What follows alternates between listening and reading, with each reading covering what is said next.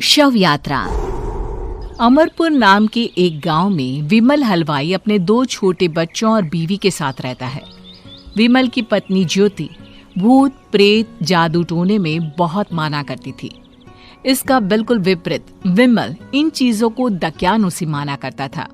रोज की तरह विमल अपने मिठाई की दुकान जाने के लिए निकलने की हड़बड़ी में होता है। मैं निकलता हूँ ज्योति, देरी हो जाएगी, दुकान भी खोलनी है मुझे। अजी ध्यान से, आज अमावस्या है। रास्ते में कोई कपड़ा या कुछ भी गिरा हो तो उसे लांग मत दीजिएगा, बगल से चले जाइएगा। अरे ऐसे तो तुम मुझे पागल ही कर दोगी क्या? हाँ, मैं नीचे देखकर चलूं कि सामने से कोई गाड़ी घोड़ा आकर मेरे ऊपर से चला जाए? दोनों हालत में तो मेरी ही मौत है।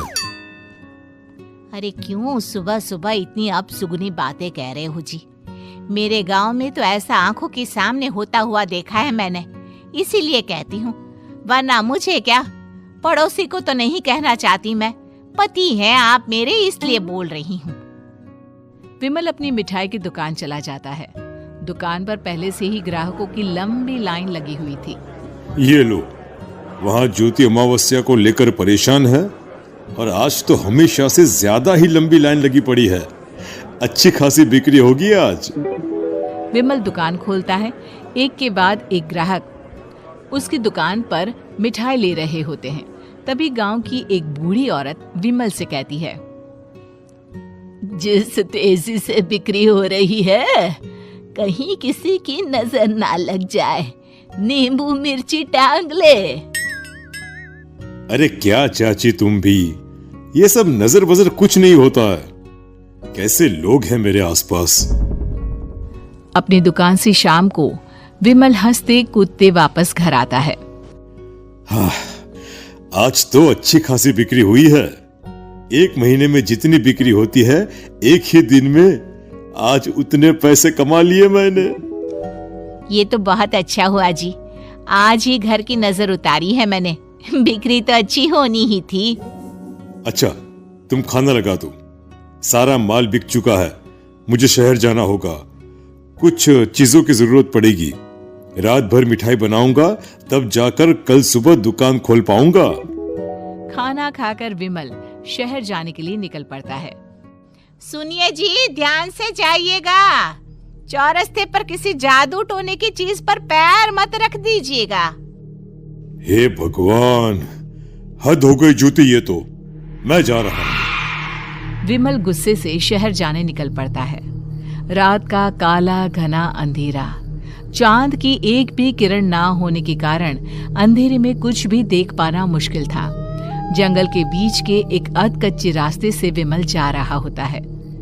चारों तरफ गुफ अंधेरा और सन्नाटा सुनाई दे रहा था, और सुनाई दे रही थी विमल के पैर के नीचे आ रहे सूखे पत्तों की आवाजें। तभी अचानक दूर से उसे कुछ आवाजें सुनाई देती है।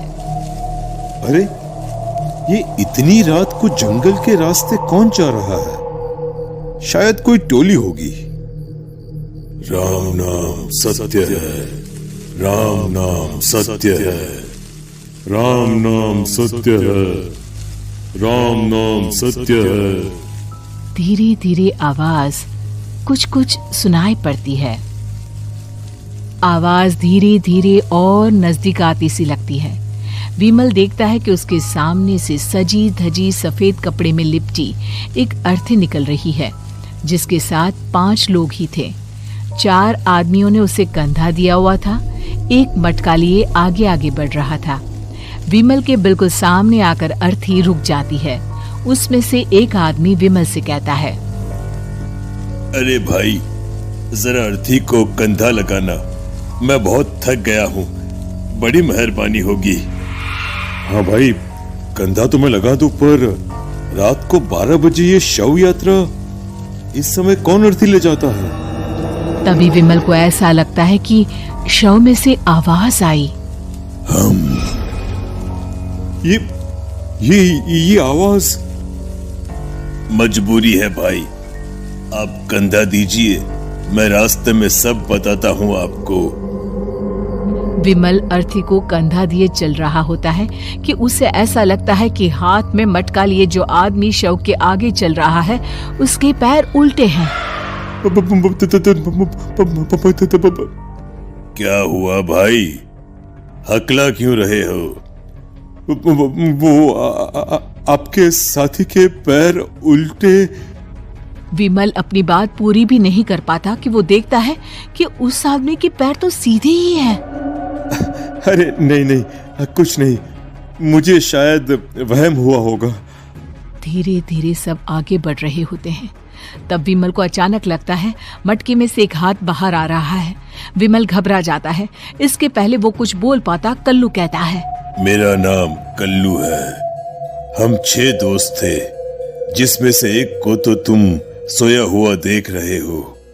इतनी पक्की दोस्ती थी कि जैसे हम सब सगे भाई हैं। पर किस्मत का कोई क्या कर सकता है। आज से 4 साल पहले एक नदी में हम सब नहाने गए थे, जिसमें डूबकर राजेश की मौत हो गई। किसी मजबूरी के कारण हमें उसकी अर्थी को रात को ही शमशान घाट ले जाना पड़ा। हम 5 उसे ले जा रहे थे। 4 साल पहले आप 5 में मैं कुछ समझा नहीं। मंकू अपनी गर्दन पीछे घुमाकर अपनी आंखें बड़ी बड़ी कर बीमल से कहता है, अरे भाई, पूरी कहानी खत्म होने दो, फिर बीच में बोल लेना, ठीक है? तभी रास्ते में एक हादसे में अपने दोस्त के साथ हम सभी मर गए। वो सामने देखो, हमारा दोस्त। बीमल सामने देखता है। उसे दिखता है कि एक ऐसा आदमी जिसका शरीर कई जन्मों से पानी के अंदर रहने के कारण सफेद पड़ गया है। उसकी आंखें बाहर की ओर निकली हुई थी। फिर ये अर्थी किसकी है?